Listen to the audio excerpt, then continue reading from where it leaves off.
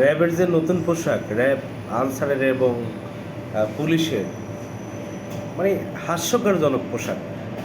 র্যাবের পোশাক দেখলে মনে হয় পুলিশ, এবং পুলিশের পোশাক দেখলে মনে হয় র্যাব, এবং আনসারের পোশাক দেখলে মনে হয় যে মিলিটারি, পাকিস্তানি আগের মিলিটারির মতো।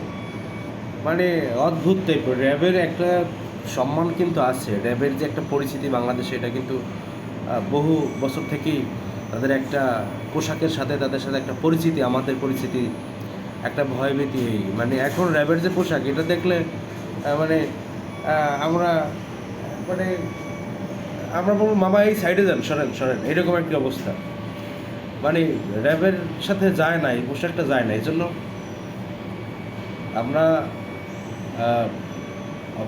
অভ্যন্তরকালীন সরকারকে বলতে চাচ্ছি, অনুরোধ করছি যে এই সিদ্ধান্ত নিয়েন না। পুলিশের ভিতরে, আনসারের ভিতরে বা র্যাবের ভিতরে যারা খারাপ কর্মকাণ্ডের সাথে জড়িত বা অপরাধ করছে, তাদেরকে আইনের আওতায় আনেন, চিহ্নিত করেন। কিন্তু পোশাক পরিবর্তন করার কোনো প্রয়োজন মনে করছি না। মানসিক পরিবর্তনটাই জরুরি। এজন্য এই পোশাক পরিবর্তন করে অযথা বিতর্ক সৃষ্টি করার কোনো মানেই হয় না। এই র্যাবের যে পোশাক, এটা কোনো পোশাক হইল? নতুন যে পোশাকটা দিল, এই পোশাকটা যায় র্যাবের সাথে যায়? পুলিশের যেটা দিছে নতুন, মোটামুটি যায়।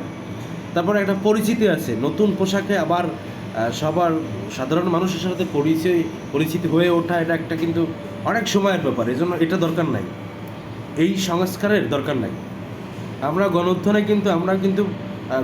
আমরা কিন্তু ছাত্রদের পক্ষে ছিলাম, এবং কি মাঠেও ছিলাম।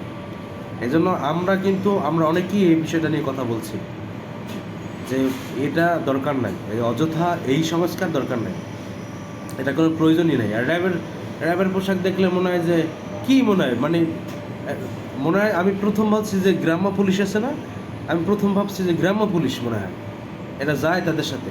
এজন্য এই সিদ্ধান্ত থেকে সরে আসেন, বিশেষ অনুরোধ রইল।